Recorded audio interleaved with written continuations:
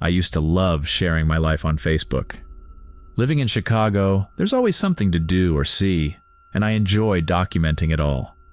My posts were mostly about my work as a graphic designer, the coffee shops I frequented in Wicker Park, and the occasional weekend getaway to nearby cities like Milwaukee or Indianapolis.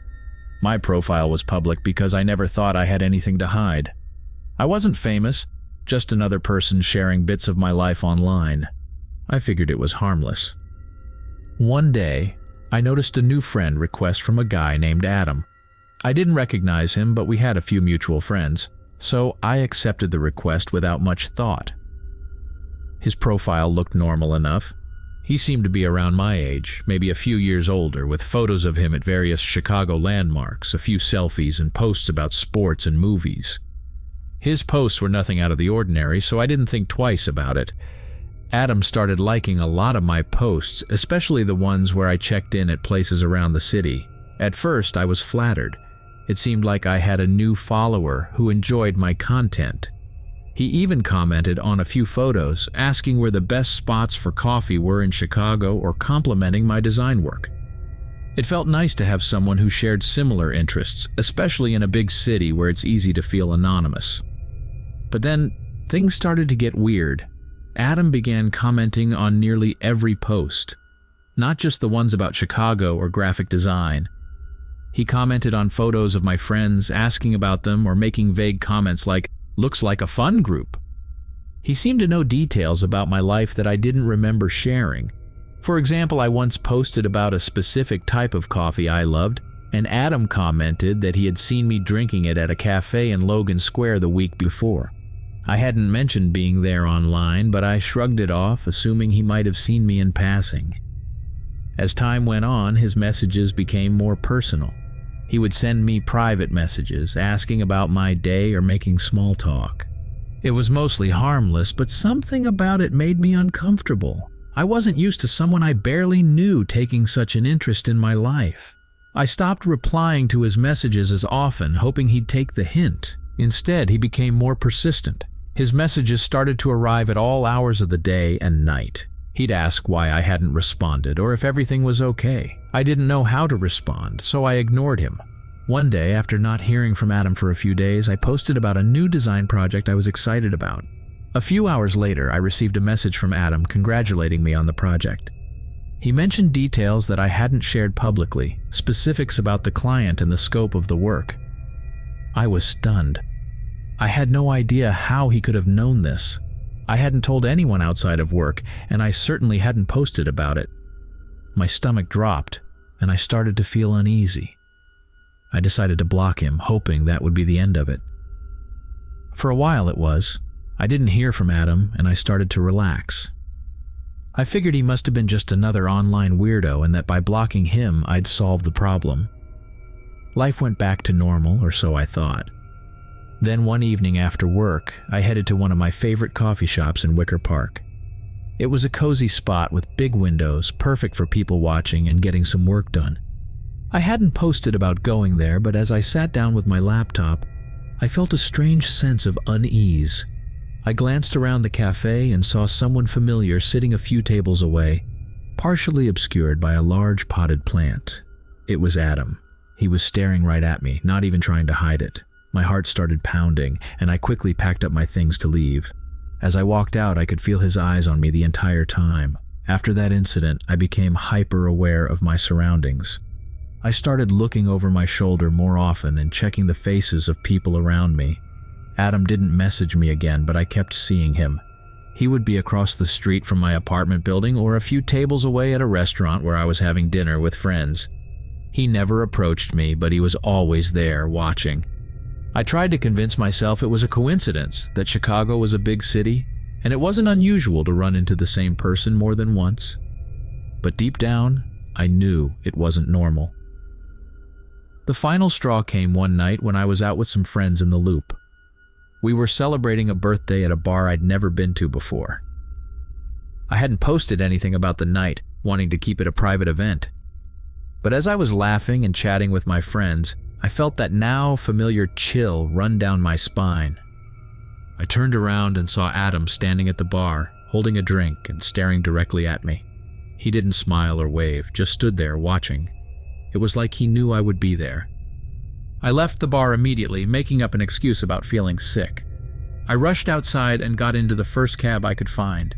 As we drove away, I glanced back and saw Adam step out of the bar, watching as the cab pulled away. I didn't go home that night.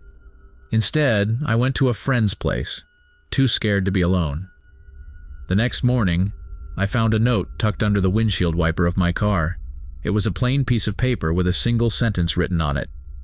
I'm always watching. There was no signature, but I knew who it was from. My hands were shaking as I read the note, and I felt a wave of nausea. How had he found my car? I hadn't posted anything about my address or where I parked. I thought about calling the police, but what could I tell them? That a guy who I had accepted a friend request from on Facebook was following me around. It sounded paranoid, like something out of a movie, but this was real, and I didn't know what to do. I started changing my routines. I stopped going to my favorite spots, avoiding the places I used to frequent. I even started taking different routes to work, hoping to throw him off. I locked down all my social media profiles, making everything private and deleting any posts that might give away my location. I told my friends and family what was happening, and they were supportive, but there was only so much they could do. I couldn't shake the feeling that Adam was still out there, watching, waiting. I didn't see him for a while after that. Maybe he had lost interest, or maybe he was just waiting for the right moment. Either way, the fear didn't go away. I was constantly on edge, jumping at every unexpected sound or movement. I installed extra locks on my doors and started carrying pepper spray in my bag. I even considered moving to a different city, but I loved Chicago too much to leave. It felt like I was being driven out of my own life, forced to live in fear because of someone I had never even met in person. Then one day I received a friend request from a new account. The profile picture was of a sunset, something generic and unassuming. The name wasn't Adam, but it didn't matter. I knew it was him. The request was a reminder that he was still there, lurking in the background of my life.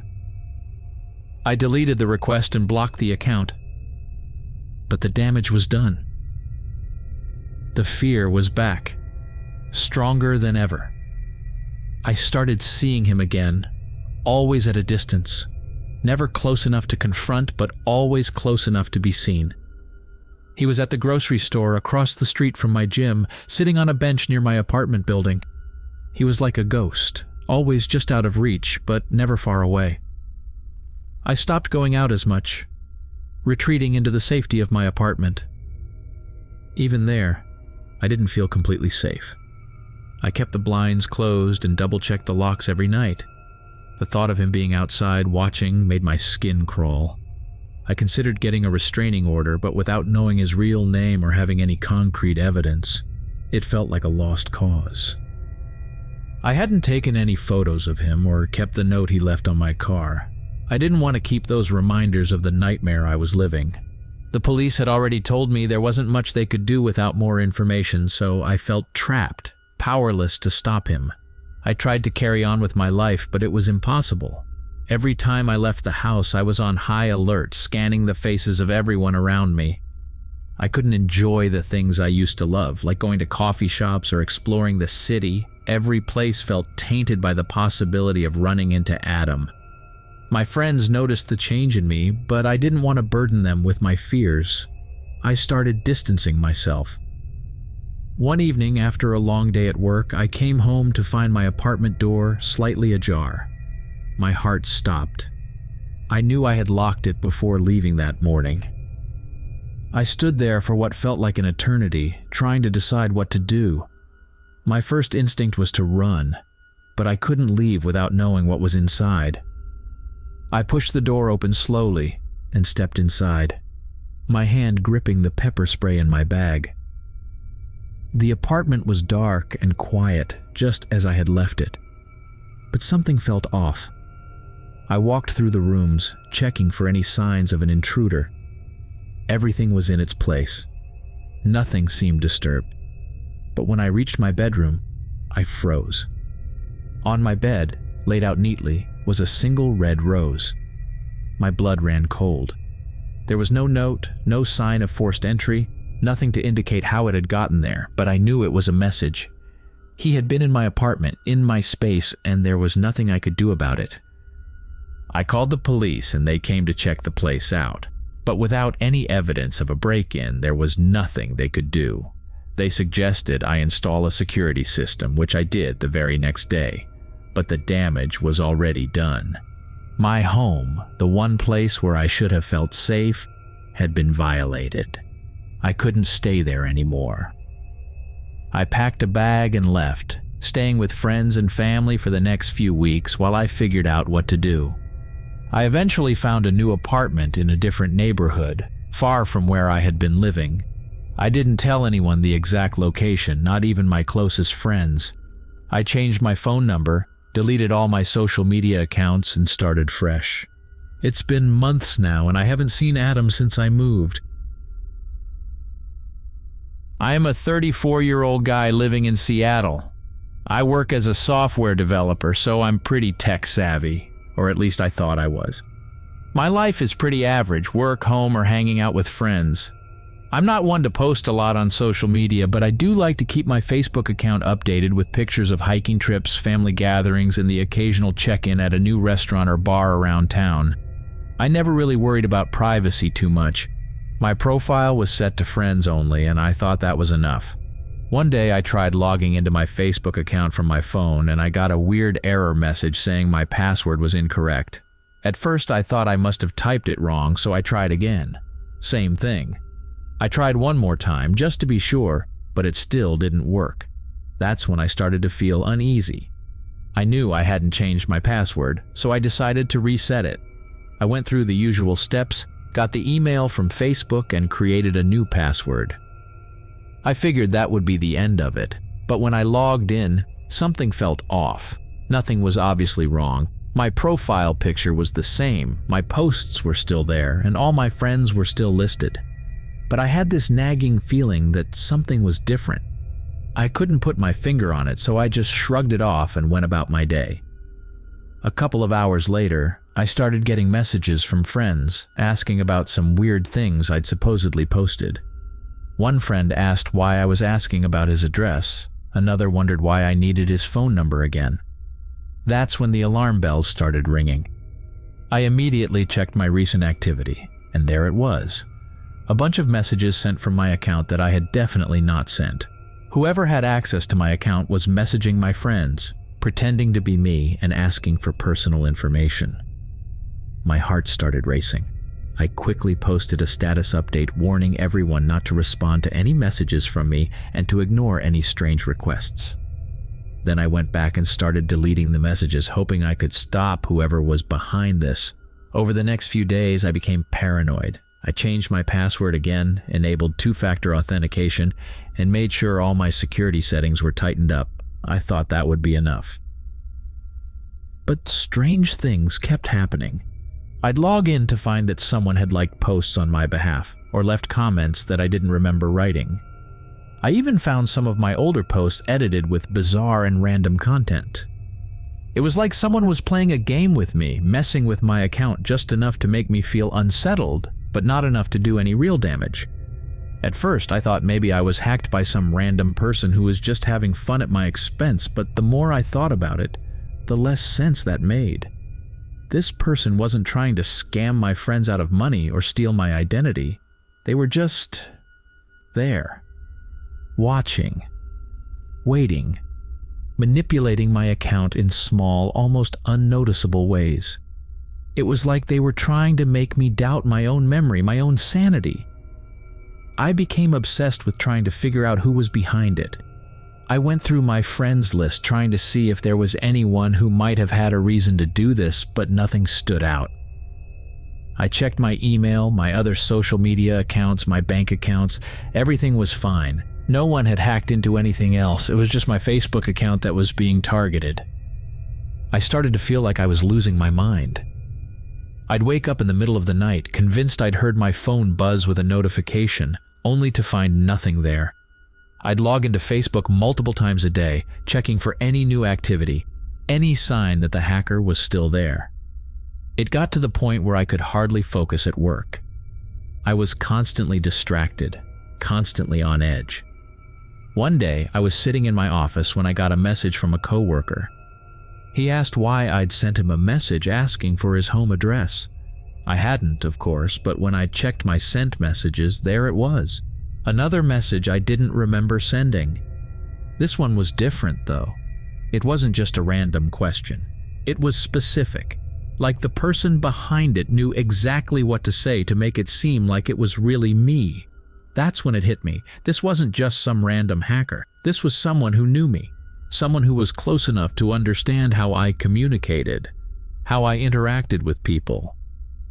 The thought made my blood run cold. I started going through my friends list again, looking at each profile more carefully this time. I scrutinized every detail, trying to find anything that seemed out of place. But there was nothing. Every friend, every contact seemed legitimate. No one stood out as a potential threat.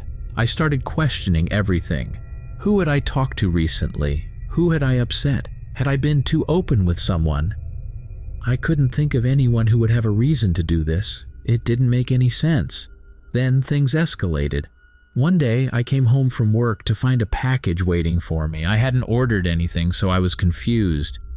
When I opened it, my stomach dropped. Inside was a single USB drive with no note or explanation. My first instinct was to throw it away, but curiosity got the better of me. I plugged it into an old laptop, not wanting to risk anything on my main computer. There was only one file on the drive, a video. I didn't want to watch it, but I knew I had to. The video started, and it was just me. Footage of me sitting at my desk at work, typing away on my computer. Then the scene changed, showing me walking into my apartment, going through my nightly routine. The video ended with a close-up shot of my front door, the camera lingering there as if to say, "I know where you live." I felt sick. Whoever was behind this wasn't just messing with my Facebook account. They were watching me. They knew where I worked, where I lived, and they were sending a message. I decided to take a break from Facebook, hoping that if I stopped using it, the hacker would lose interest. I deactivated my account, cut off all social media, and tried to go about my life as normally as possible. But the damage was already done. I was constantly looking over my shoulder, jumping at every unexpected sound. I started taking different routes to work, avoiding my usual haunts, anything to throw off whoever was watching me. One night, after weeks of living in this state of constant anxiety, I decided I couldn't take it anymore, and I deleted the account for good. I moved to a new apartment, got a new phone number, and changed my routines again.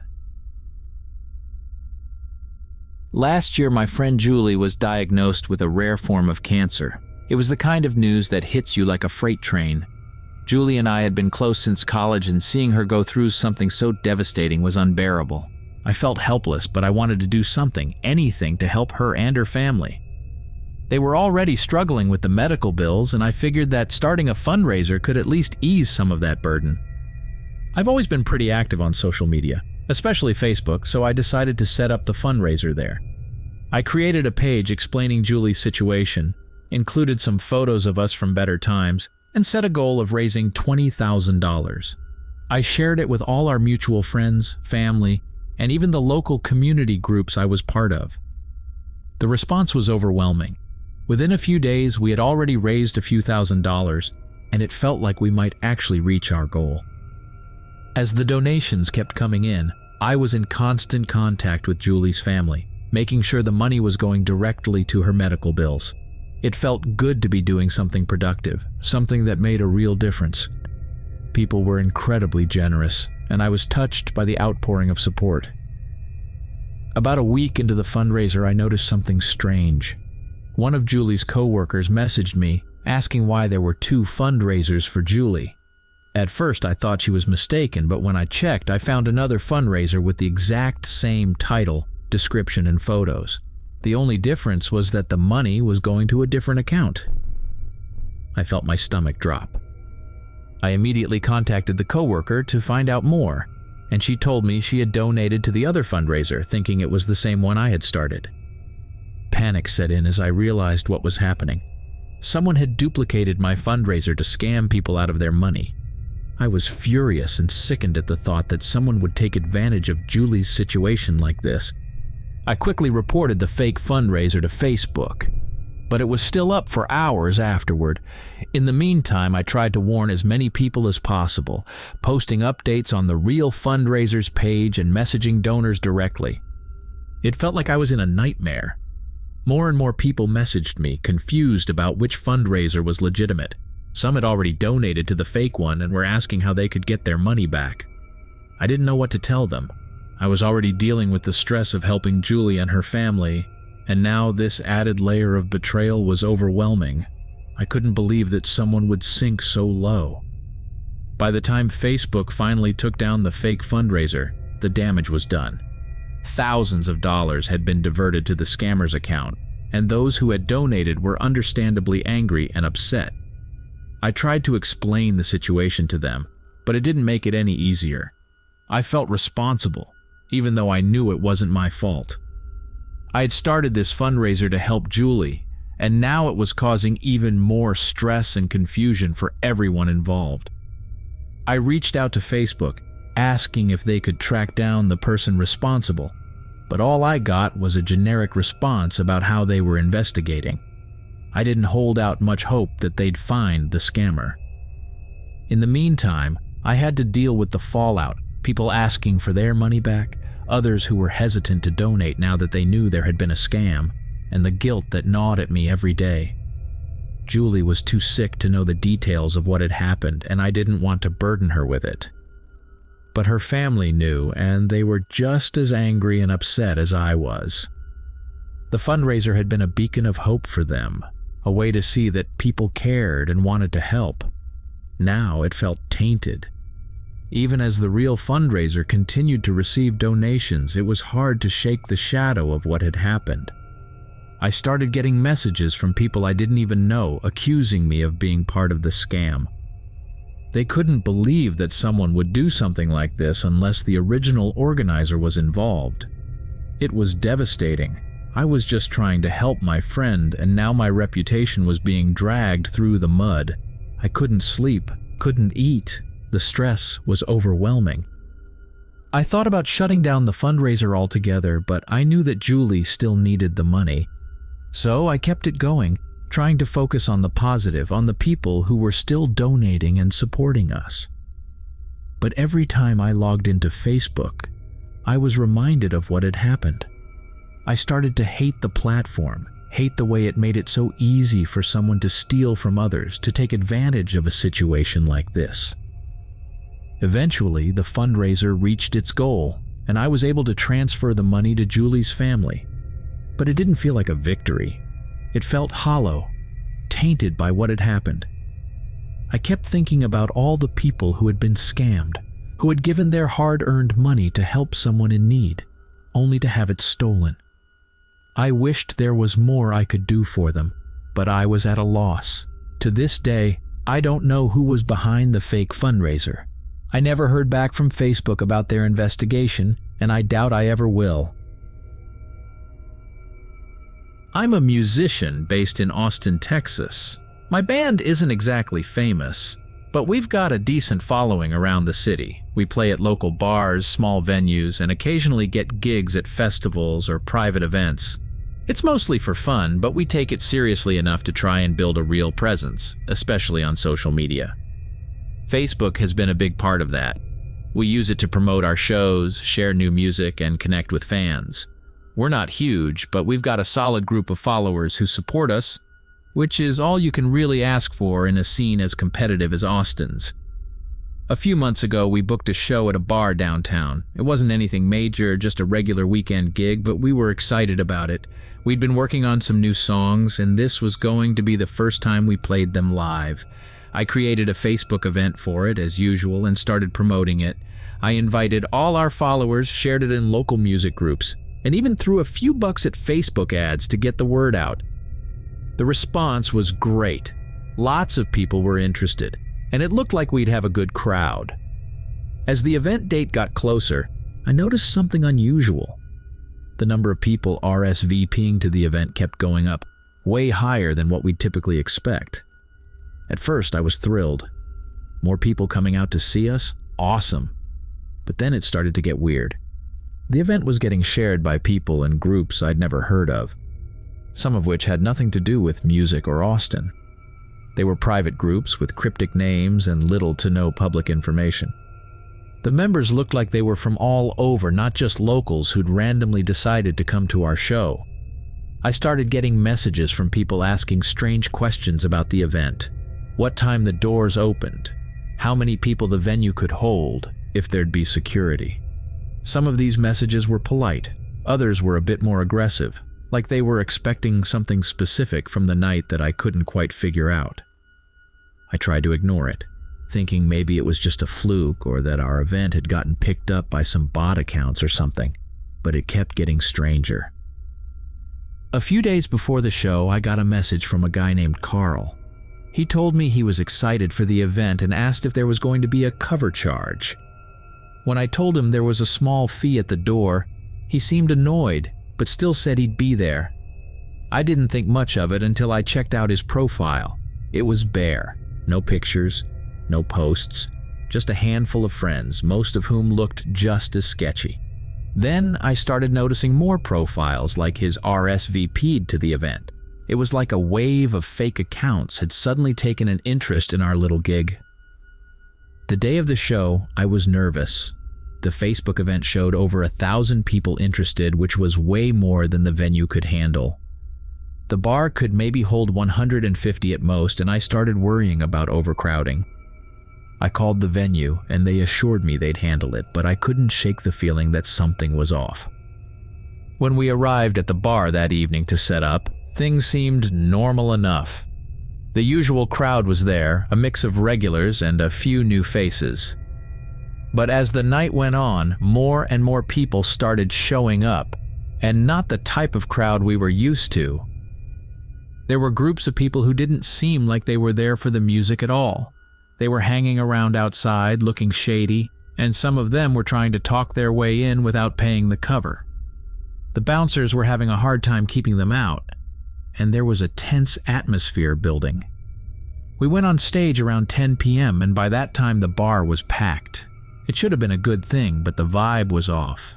The usual excitement wasn't there. People weren't as engaged with the music, and there were more and more of these unfamiliar faces, just standing around, not really paying attention to the band.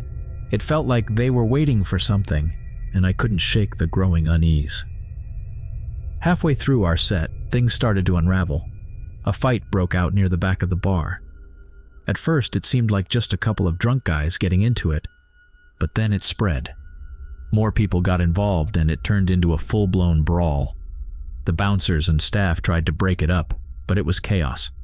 Glasses were smashing, people were shouting, and there was this surge of panic as more fights started breaking out across the room. We stopped playing and tried to figure out what the hell was going on. The crowd was pushing and shoving, and it looked like some people were deliberately stirring things up, almost like they were there just to cause trouble.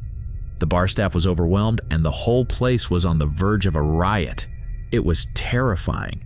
We grabbed our gear and tried to get off the stage, but the crowd was surging, and it was hard to move. Finally, the police showed up. They pushed their way through the crowd, trying to break things up, but it wasn't easy. The whole scene had turned into something out of control. People were getting dragged out, arrested, and the bar was trashed. I couldn't believe what was happening. This was supposed to be just another gig, but it had turned into something ugly and dangerous. After the police cleared the place out, we were left standing in the wreckage of what had been a normal bar just a couple of hours earlier. The owner was furious, not at us, but at the situation. He said he'd never seen anything like it, and he didn't know why it had happened. I tried to explain about the weird activity on the Facebook event, but it didn't make any sense. None of it made sense. For days afterward, I kept getting messages from people who'd been at the show, some apologizing, others just asking what the hell had happened. But the weirdest ones were from accounts I didn't recognize, saying things like, "That was fun," or "When's the next one?"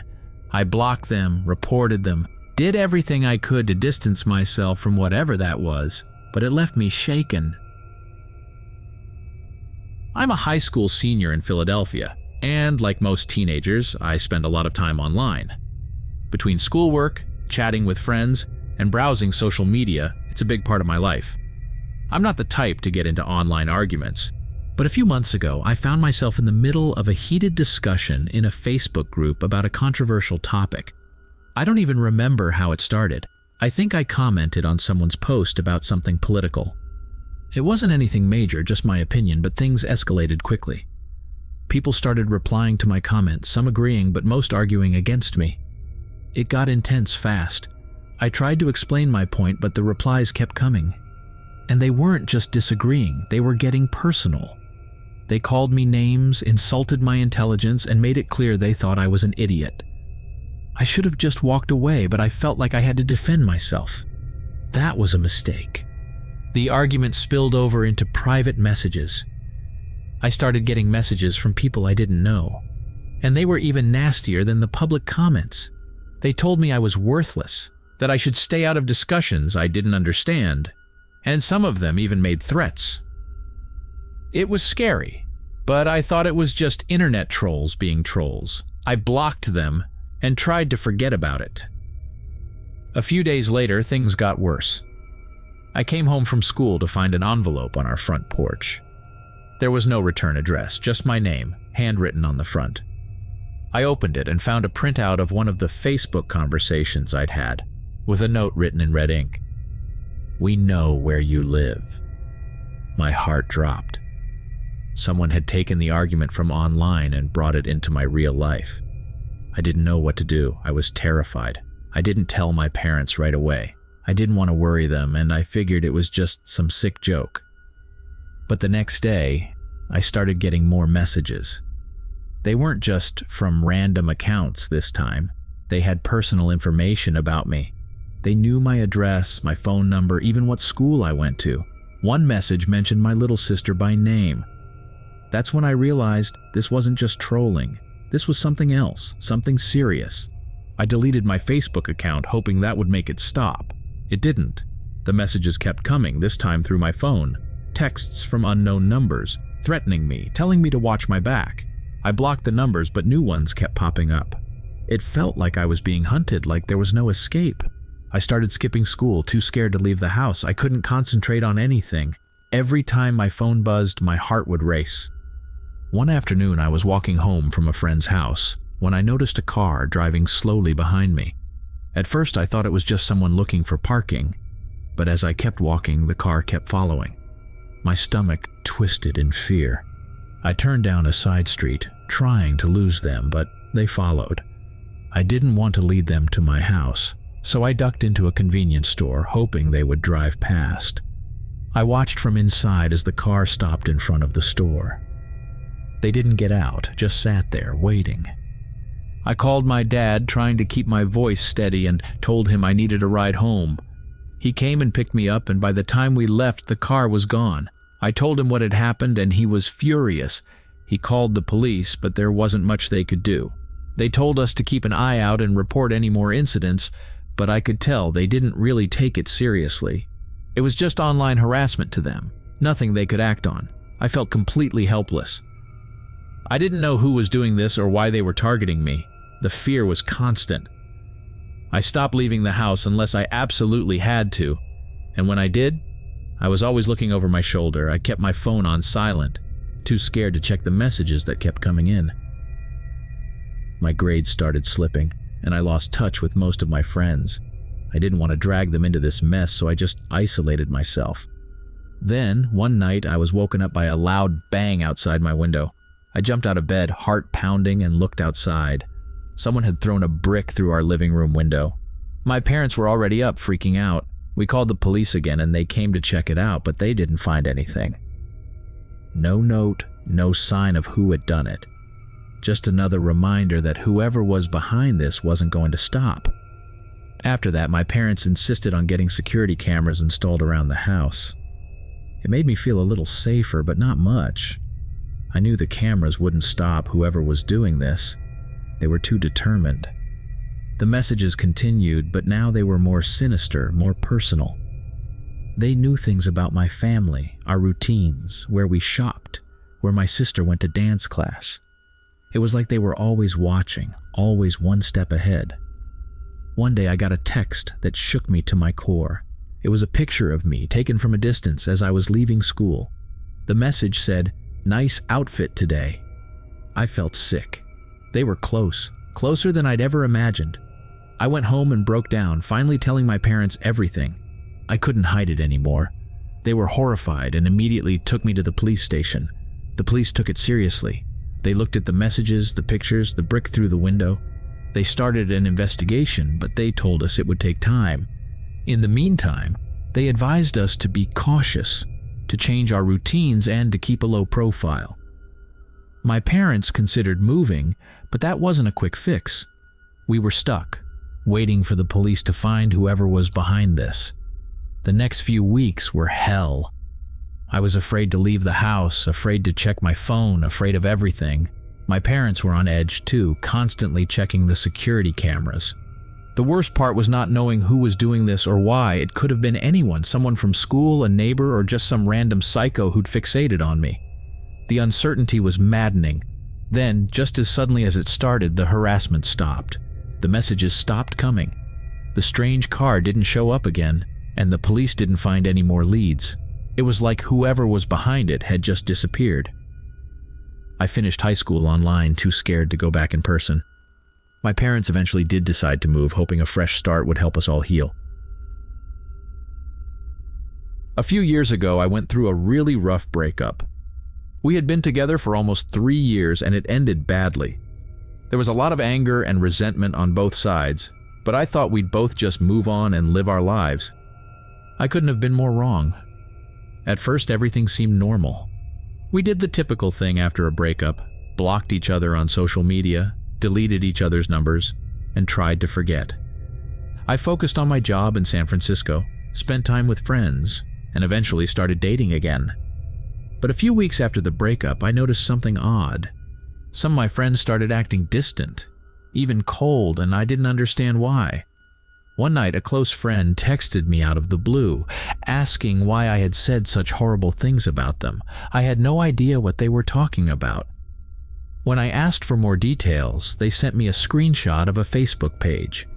It was a private group, but the page was filled with screenshots of old text conversations, private messages, and photos of me. Some I recognized, others I didn't.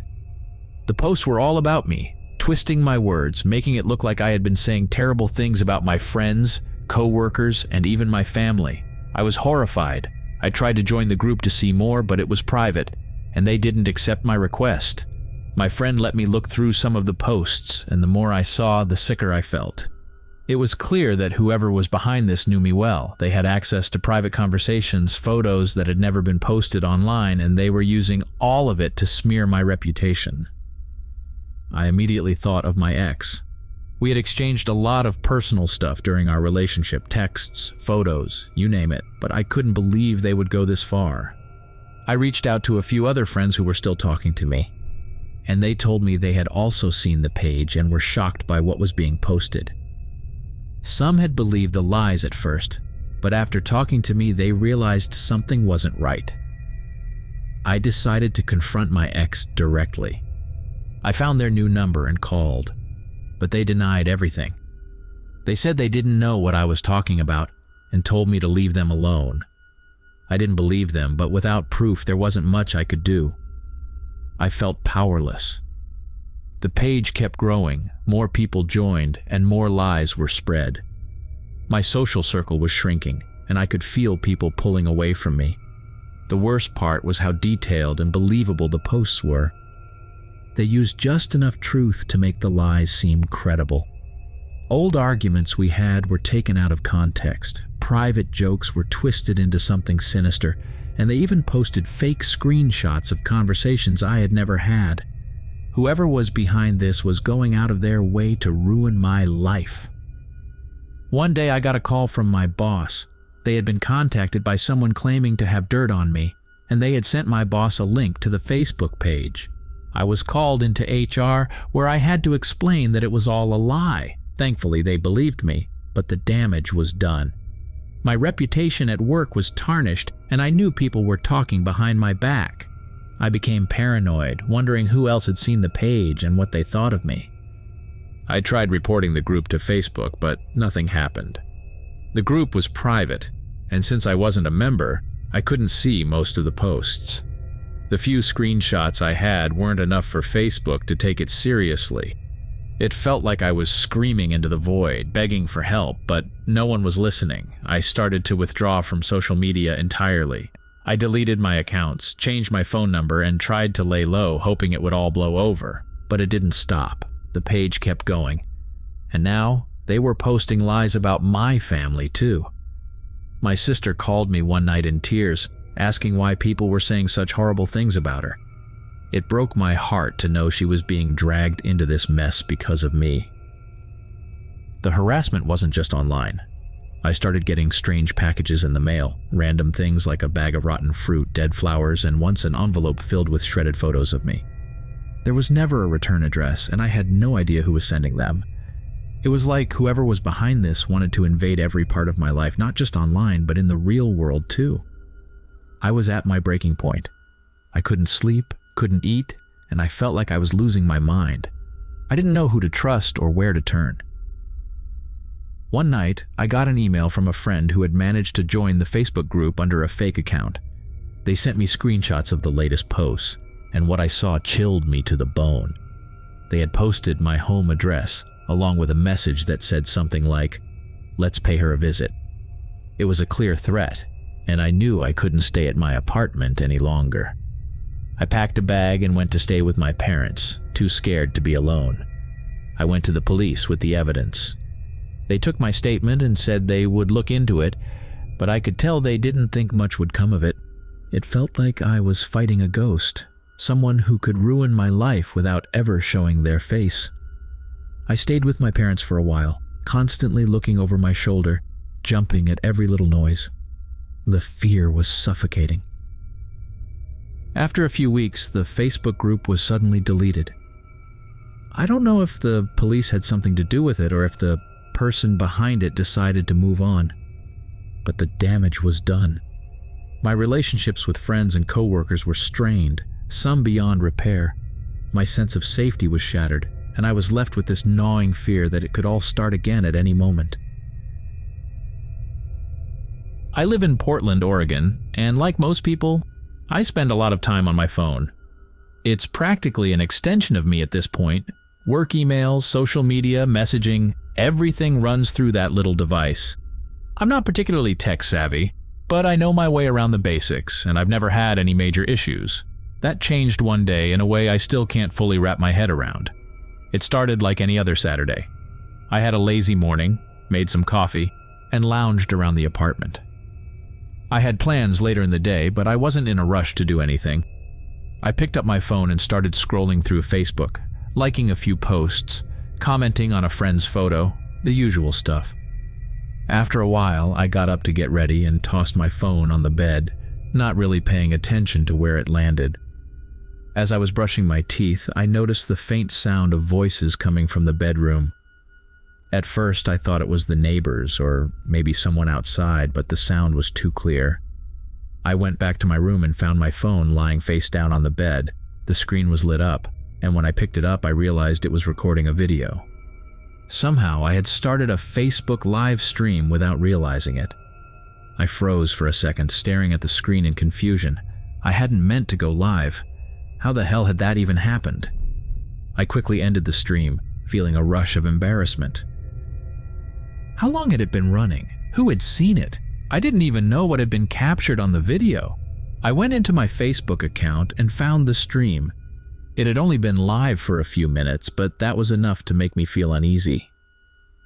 The video started with a close-up of the bedspread, then shifted around as the phone got bumped when I threw it.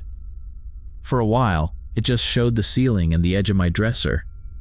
The audio picked up the mundane sounds of me brushing my teeth, humming to myself. Nothing too embarrassing, but still the thought that people had seen this made my skin crawl. I checked the viewer list and saw that a few of my friends had watched it, along with a couple of random names I didn't recognize. I felt a little sick. I mean, it wasn't like anything bad had happened, but the whole situation felt invasive, like a violation of privacy. I quickly deleted the video and messaged the friends who had watched it, trying to laugh it off as a stupid mistake. For the rest of the day, I couldn't shake the uneasy feeling. I kept thinking about how easily that could have gone differently. What if I had been changing? What if the camera had caught something really personal? I felt stupid for being so paranoid, but I couldn't help it.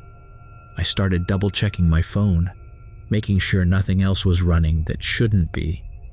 Later that night, I went out with some friends to a bar downtown. I tried to forget about the weirdness from earlier, and for a while, it worked. We had a few drinks, laughed, talked about work and life, the usual stuff. By the time I got home, I was feeling better, like maybe I had just overreacted. When I got back to my apartment, I plugged in my phone to charge and went to take a shower. After I finished, I checked my phone and my heart nearly stopped. There was a notification from Facebook. Your video has ended. View your live stream. I opened the app, my hands shaking. And sure enough, there was another live stream. This one much longer than the first. It had been running for nearly an hour, capturing everything from when I got home to when I was in the shower. The video started with me walking into my apartment, dropping my keys on the counter and kicking off my shoes. It followed me as I moved around the living room, talking to myself, laughing at something on TV. Then it showed me going into the bathroom, closing the door, and the sound of the shower running. The camera didn't capture anything inside the bathroom, but just knowing that this was out there made me feel sick. I didn't understand how this was happening. I hadn't started the stream. I hadn't even touched my phone since I plugged it in. I quickly deleted the video, but not before seeing that it had been viewed by more people this time, some of whom I didn't even know. My mind raced with possibilities. Was my phone hacked? Was someone messing with me? I couldn't come up with a reasonable explanation, and that scared me even more. I spent the rest of the night trying to figure out what was going on. I checked my phone settings, changed my passwords, and even considered uninstalling Facebook altogether. But nothing seemed out of place. Everything looked normal, yet I knew something was very wrong. The next day, I was a wreck. I barely slept, too paranoid to let my guard down. I kept checking my phone every few minutes, terrified that it would start recording again without my knowledge. I felt like I was losing my mind, like I couldn't trust the one thing I always relied on. I started thinking about all the other times I might not have noticed. Had this happened before? Had people been watching me for who knows how long? I decided to take my phone to a repair shop, hoping they could find something, anything that would explain what was happening. The guy at the shop ran some diagnostics, but everything came back clean. No viruses, no malware, nothing. He looked at me like I was crazy when I tried to explain what had been happening. I left the shop feeling even more helpless. For a few days, nothing happened. I tried to get back to normal, but I was always on edge, always waiting for the next thing to go wrong. I avoided using my phone as much as possible, only checking it for work emails and the bare essentials. I didn't touch Facebook. Then one night, as I was lying in bed, I heard a noise. It was faint, just a soft click, but in the silence of my apartment, it was unmistakable. I reached for my phone, which was on the nightstand, and saw that the screen was lit up. A notification from Facebook popped up. You are now live. My blood ran cold. I grabbed the phone and saw that it was streaming again, showing a live feed of me lying in bed, staring at the screen in terror. I ended the stream immediately, deleted Facebook, and threw the phone across the room. I didn't sleep that night. I couldn't. Every time I closed my eyes, I imagined the camera turning on again, broadcasting my every move to whoever was watching. I felt trapped, paranoid, like there was no escape from this invisible threat. The next morning, I took the phone back to the repair shop and demanded that they wipe it clean. I couldn't trust it anymore. The guy did what I asked, and I left the shop with my phone feeling like a stranger in my own hands. I reinstalled the basics, email, contacts, nothing more. I couldn't bring myself to reinstall Facebook. I remember the day it started clearly. It was a Saturday morning and I had a bunch of errands to run. I went to the grocery store, picked up some dry cleaning, and stopped by the pet store to get food for my dog, Daisy. It was a pretty typical weekend routine, and by early afternoon I was back home, ready to relax. I decided to take Daisy for a walk in the park near my apartment, something we did almost every day. The park wasn't crowded, just a few other people out with their dogs, some kids playing, and a couple of joggers. Daisy was her usual happy self, sniffing everything and wagging her tail at everyone we passed. We took our usual route, a loop around the park that took about 20 minutes. Nothing out of the ordinary happened, but as we were heading back to my apartment, I noticed something strange. I got a message on Facebook from an account I didn't recognize. The profile had no picture, just a generic gray silhouette, and the name was something random like John Smith. But I knew I didn't know this person. The message said, "Nice day for a walk, isn't it?" My first thought was that it was some kind of spam, so I ignored it and didn't think much of it. The next day I got another message from the same account. This time it said, "You and Daisy make a cute pair." That stopped me in my tracks. How did this person know my dog's name? I felt a weird mix of confusion and unease. I didn't respond, but I couldn't stop thinking about it. Maybe it was someone I knew playing a joke, but the whole thing felt off. I went through my Facebook friends list, trying to figure out if someone had set up a fake account just to mess with me, but nothing seemed out of place. I considered asking my friends if they were behind it, but I didn't want to sound paranoid.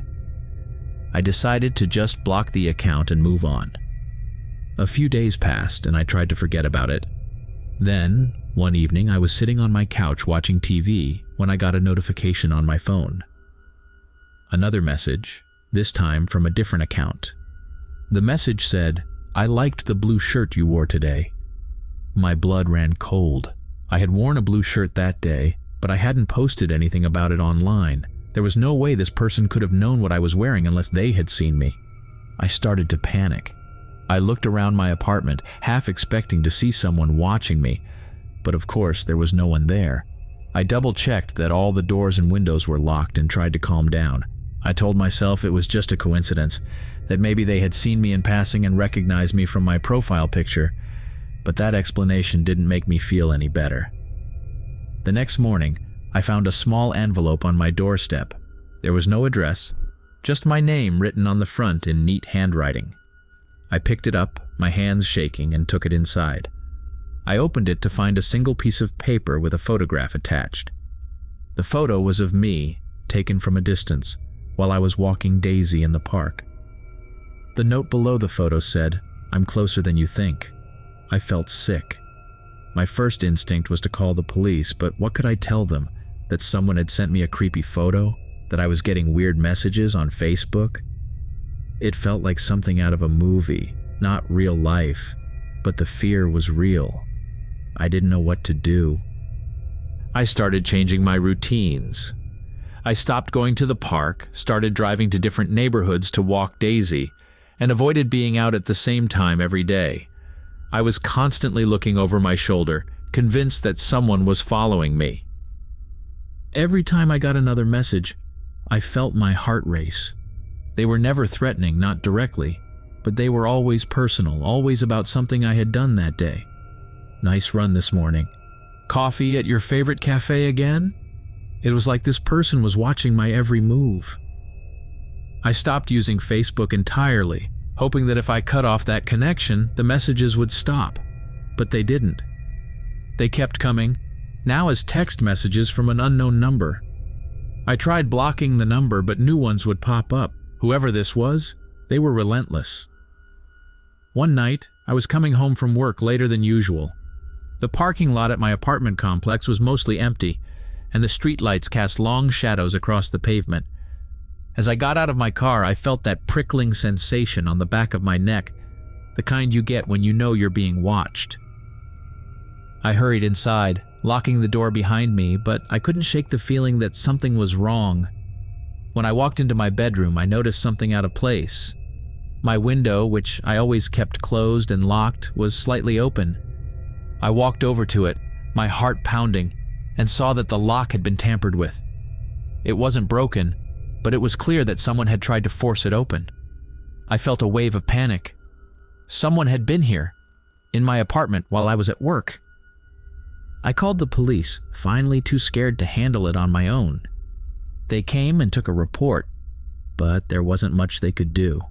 There were no fingerprints, no signs of forced entry other than the window lock. They suggested I install security cameras and change my locks, which I did the very next day, but the damage was done. I no longer felt safe in my own home. The messages stopped for a while after that, and I thought maybe whoever it was had finally given up. But then, one morning I found another envelope on my doorstep. This time, there was no photo, just a single sheet of paper with a message written in the same neat handwriting as before. "You can't hide from me." I moved out of that apartment within a week, breaking my lease and paying the penalties just to get away. I found a new place across town, a gated complex with security cameras and guards. I didn't tell anyone where I was moving, not even my closest friends, and I changed my phone number again. It's been a few months now, and I haven't received any more messages or found any more mysterious envelopes. But I can't relax. I'm always on edge, always wondering if they'll find me again. I don't use social media anymore, and I keep to myself as much as possible. I used to love going out, meeting friends, exploring the city, but now I'm too scared to do any of that. I've always been pretty active on Facebook Marketplace. Living in Chicago, it's a great way to find deals on furniture, electronics, and all sorts of random things people are trying to get rid of. I've bought and sold plenty of items over the years without any issues. So when I decided to sell an old dresser that was just taking up space, I didn't think twice about listing it on Marketplace. I took some pictures of the dresser, wrote up a quick description, and posted it for a reasonable price. Within a few hours, I got a message from someone interested. The profile looked normal enough. Just a regular guy, mid-30s, with a few photos of himself, some cars, and what I assumed were his kids. He asked if he could come by that evening to check out the dresser and potentially take it home. I agreed, figuring it would be an easy sale. Around 7 p.m., the guy showed up. He was friendly, maybe a little overly so, but nothing that set off any alarm bells. He introduced himself as Mike, complimented my apartment, and made some small talk about the neighborhood. He seemed normal, just a guy looking for a decent piece of furniture. We went into my living room where the dresser was, and he checked it out, opening the drawers, inspecting the wood, all the usual stuff. After a few minutes, he said he'd take it and offered to help me carry it down to his truck. I was relieved to be getting rid of it so easily and agreed. We carried the dresser down the 3 flights of stairs, loaded it into his truck, and he handed me the cash. He thanked me again, and I watched as he drove off. It wasn't until later that night, when I was lying in bed, that I realized something was bothering me. I replayed the interaction in my head, trying to pinpoint what felt off, but I couldn't put my finger on it. I chalked it up to being tired and eventually fell asleep. The next morning, I woke up to a strange feeling. I couldn't shake the thought that Mike had been a little too interested in my apartment. But again, I told myself I was overthinking it. He was just being friendly. Still, I decided to be a bit more cautious the next time I sold something online. A few days later, I noticed something strange. I had been sitting in my living room, scrolling through my phone when I got up to grab a drink from the kitchen. When I came back, I noticed the curtains were slightly open. I distinctly remembered closing them earlier in the day, but maybe I had just brushed against them or something. I didn't think much of it at the time. That evening, I got a message on Facebook from Mike. It was out of the blue, just a casual, "Hey, how's it going?" I found it a bit odd since our transaction was over, but I responded politely, not wanting to be rude. He replied quickly, asking if I had any other furniture for sale. I told him I didn't, but if I decided to sell anything else, I'd let him know. I was hoping that would be the end of it. Over the next few days, I noticed small things around my apartment that didn't feel right. Objects seemed to have been moved slightly. Doors that I was sure I had closed were left ajar. and once I found a window in my bedroom slightly cracked open. I started to get paranoid, wondering if I was just being forgetful or if something more was going on.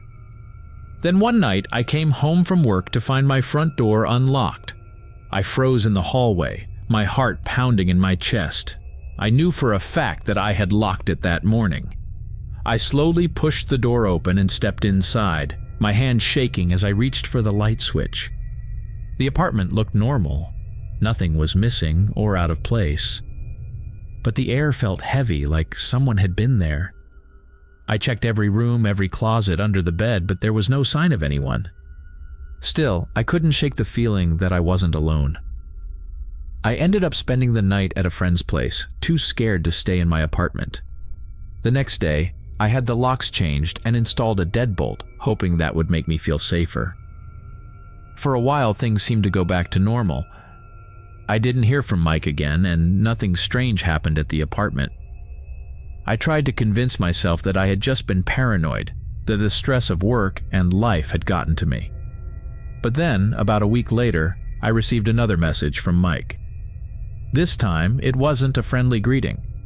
The message was a photo of my apartment building, taken from across the street. The caption read, "Nice place, looks cozy." My stomach dropped. I knew this wasn't a coincidence. He had been watching me, and I had no idea for how long. I didn't respond to the message. Instead, I called the police and showed them the message, explaining what had been happening.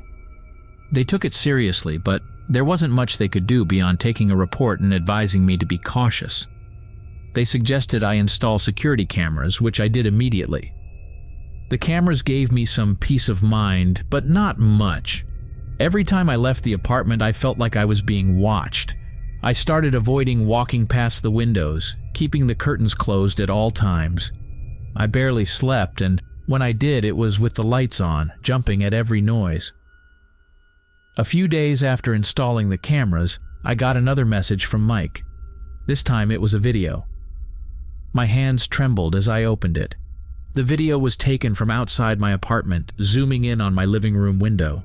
Through a gap in the curtains, you could see me sitting on the couch, scrolling through my phone. The caption read, "You look lonely." I felt a surge of panic. How long had he been outside my apartment? How had he gotten so close without me noticing? I immediately called the police again and showed them the video. They sent an officer to patrol the area, but again there wasn't much they could do. They told me to stay with someone else for a few days, which I did. But I knew I couldn't avoid going home forever. When I finally went back to my apartment, I was on edge, constantly checking the security cameras and keeping my phone in hand. I didn't get any more messages from Mike, but I couldn't shake the feeling that he was still out there, watching. One night, as I was reviewing the footage from the security cameras, I noticed something that made my blood run cold. In one of the videos from the night before, I saw a figure standing just out of the camera's view, partially obscured by a tree. They were there for hours, barely moving, just watching the building. I couldn't make out their face, but I knew it was him. I called the police again, but by the time they arrived, the person was long gone. They advised me to get a restraining order, but I didn't even know Mike's real name. His Facebook profile was generic, and I had no other information about him. I felt trapped, helpless, like there was no way out of this nightmare. The messages stopped after that, but I couldn't relax. I became a prisoner in my own home, too scared to leave, too scared to stay. Every time I heard a noise outside, I would freeze, wondering if he was back. I couldn't live like this, but I didn't know what else to do. Eventually, I decided to move out of the apartment. I found a new place across the city in a building with better security and a more secluded entrance. I didn't tell anyone where I was moving, and I deleted my Facebook account entirely. I hoped that by disappearing I could finally escape Mike and the terror he had brought into my life. Thank you for watching. If you found these stories gripping, don't forget to subscribe for more spine-tingling content. For another hair-raising tale, check out our suggested video. And if you're hungry for more eerie encounters, dive into our playlist featuring similar chilling narratives.